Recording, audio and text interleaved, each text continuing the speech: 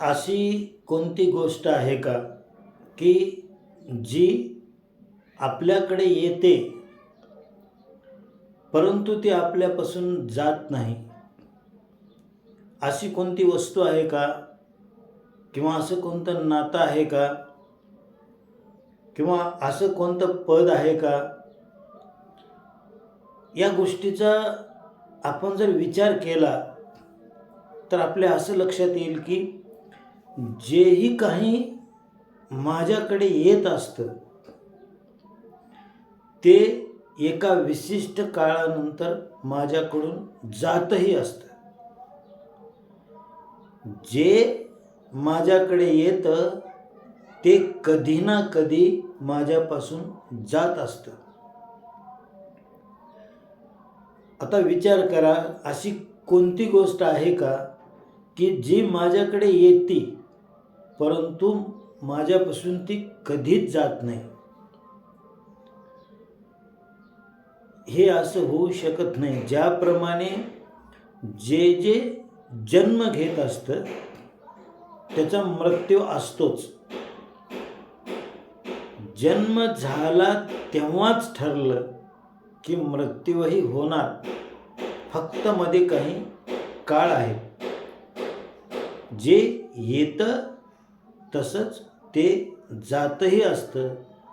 ज्या दिवशी ते आलं त्याच दिवशी ते जाणार हे ठरलेलं आहे.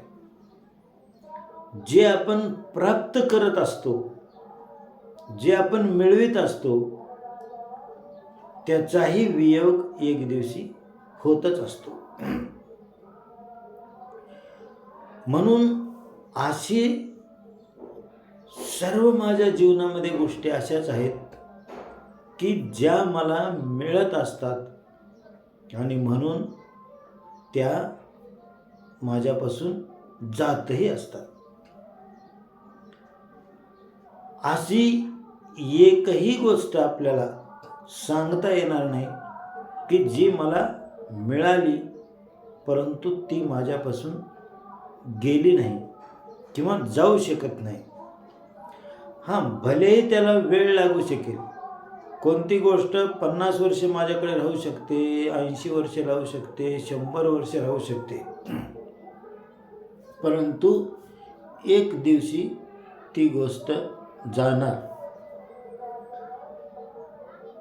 आणि या ठिकाणी मला सगळ्यात महत्त्वाचा मुद्दा असा सांगायचा आहे की जे येत असतं आणि जात असतं ते माझं नसतं.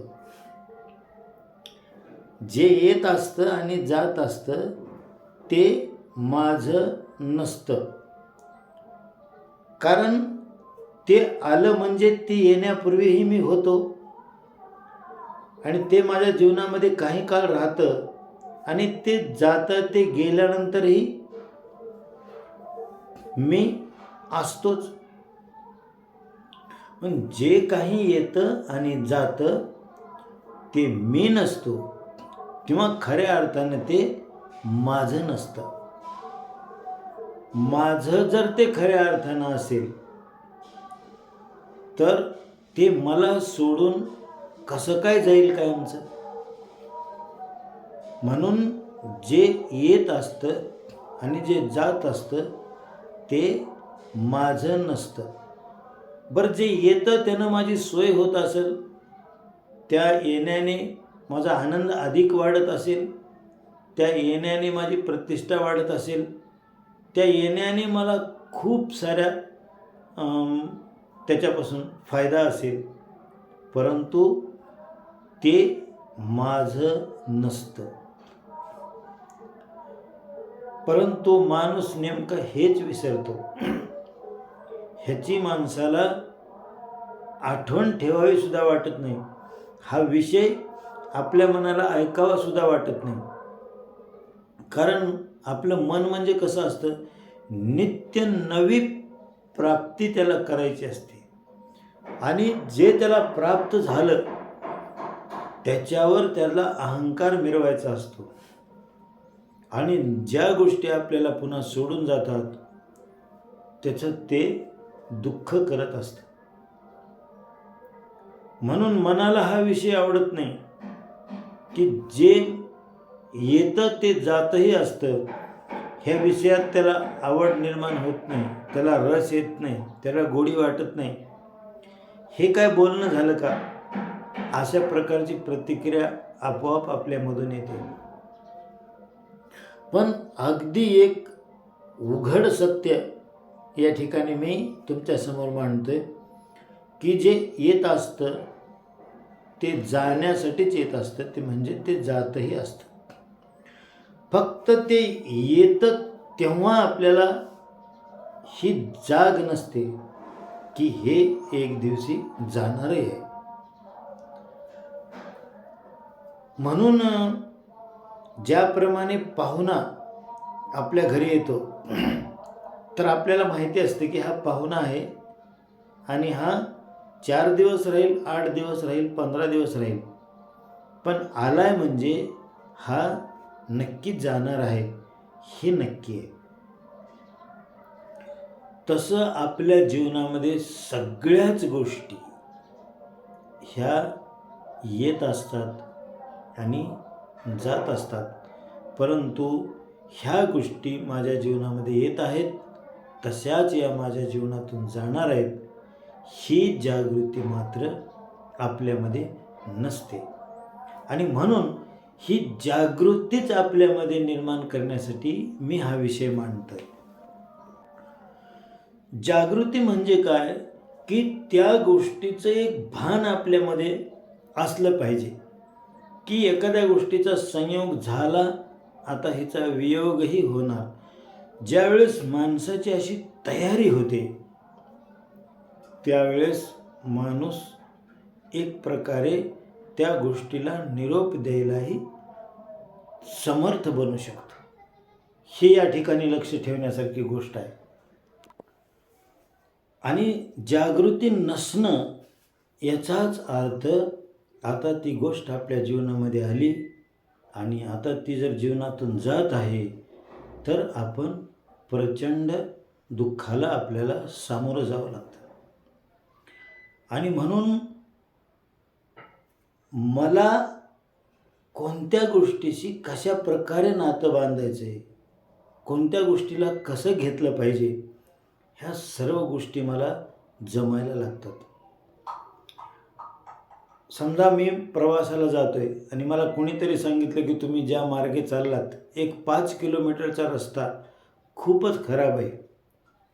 आता हे मला आधी कळलं आणि माझी एक मानसिकता बनली की 5 किलोमीटरचा रस्ता अगदी अर्धा ताससुद्धा लागेल असा खराब आहे. आता प्रत्यक्षात तो रस्ता लागला तरी माझ्यामध्ये तळमळ निर्माण होत नाही, मी त्या ठिकाणी बेचैन होत नाही. का बरं? कारण एक मानसिक तयारी माझी आधीच झालेली आहे की हा 5 किलोमीटर रस्ता असाच पार करायचा आहे. जीवनामध्ये भविष्यामध्ये घडणाऱ्या ज्या सगळ्या शक्यता येतात त्याची जर तयारी, त्याची जर मानसिकता माणसाच्या आतमध्ये असेल तर माणूस कोणत्याही गोष्टीचा स्वीकार करायला कमीत कमी वेळ घेतो. जे काही होणार आहे किंवा जे काही होत आहे हे सर्व मानवी क्षमताच्या पलीकडलं असतं. आपलं जीवन जर पूर्णपणे आपल्या हातामध्ये असतं, आपल्या नियंत्रणामध्ये असतं, आपल्या मनासारखं चालत असतं तर आपल्याला ह्या गोष्टीचा विचार करण्याची गरजच नव्हती. पण जीवन हा एक संयोग आहे आणि तो अनेक गोष्टीवर अवलंबून आहे आणि जीवनाची एक स्वतःची गती आहे, त्याची एक नियती आहे आणि याच्यामध्ये आपल्याला दुःखापासून वाचायचं आहे, डिस्टर्ब होण्यापासून वाचायचं आहे. आपल्याला ह्या जीवनाच्या प्रवासामध्ये आपला स्वतःचा आनंद टिकवायचा आहे, आपली स्थिरता टिकवायची. तर त्या दृष्टीने आपली मानसिकता कशी असली पाहिजे हा महत्त्वाचा विषय आहे. आणि म्हणून जी गोष्ट माझ्या जीवनामध्ये प्रवेश करते तर ती गोष्ट माझ्या जीवनामधून जातही असते. ही जर गोष्ट आपल्याला आठवणीत राहिली, याची जर मानसिकता असेल, तर ह्या योगाला आणि वियोगाला आपण तयार असतो. मग कोणकोणत्या गोष्टी येणार आहेत, जाणार आहेत? ज्या आपण माझ्या म्हणतो त्या सगळ्याच गोष्टी येणार आहेत आणि जाणार आहेत. म्हणजे माझं घर, माझी नाती, माझा व्यापार, माझं पद, माझे मित्र, हे जे सगळं आहे त्याचा वियोग होणारच आहे. आपण त्यांना सोडून जाऊ किंवा ते आपल्याला सोडून जातील असं होणार असतं. तर वियोग ठरलेला आहे. कारण आपली एक स्वतंत्र जीवन प्रवासाची एक शृंखला आहे. आपला एकट्याचा प्रवास आहे तो. आणि त्याच्यामध्ये हे सर्वांचं भेटणं एक संयोगिक आहे. त्याच्यामुळं एखादी गोष्ट भेटली की आपण त्याच्यामध्ये इतके अडकतो की ते आपल्या अस्तित्वाचाच एक भाग होऊन जाते गोष्ट. आणि ती गोष्ट आपल्यापासून जाणं म्हणजे आपलं अस्तित्वच संपतं की काय असं आपल्याला वाटायला लागतं. एवढं प्रचंड दुःख निर्माण होतं त्या ठिकाणी. आणि म्हणून ही मी काय आहे आणि माझ्याकडे येणाऱ्या गोष्टी कोणत्या आहेत ह्याचा जर अभ्यास केला तर आपण सगळ्या प्रकारच्या दुःखातून मुक्त होऊ शकतो.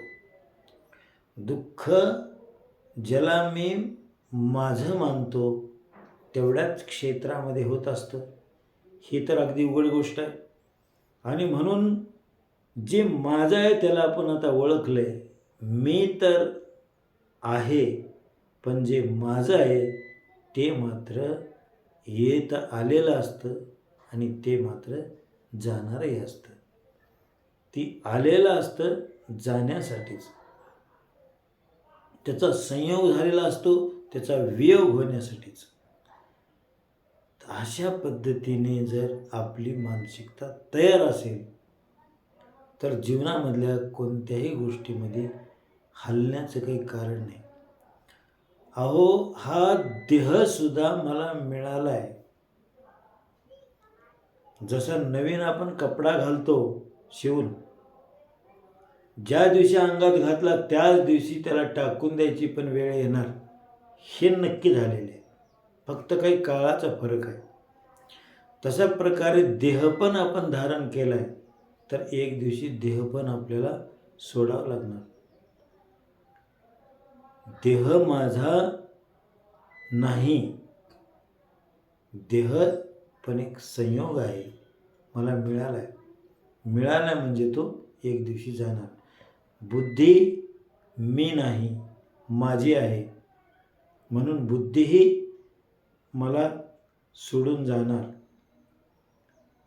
जे जे काही आहे, भाव आहे तो पण तसाच आहे.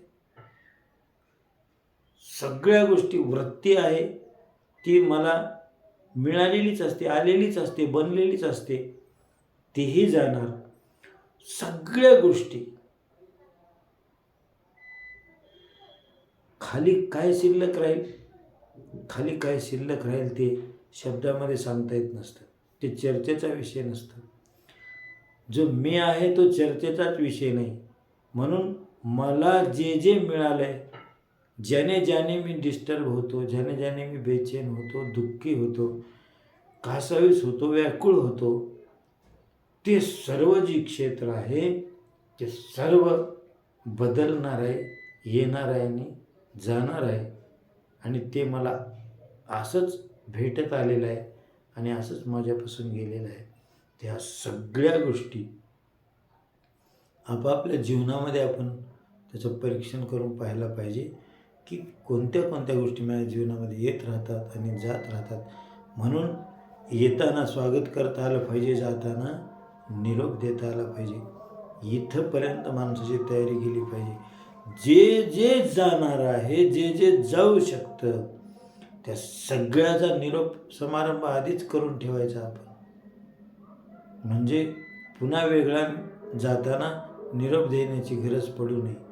संयोग आहे तोपर्यंत त्या गोष्टी राहणार आहेत.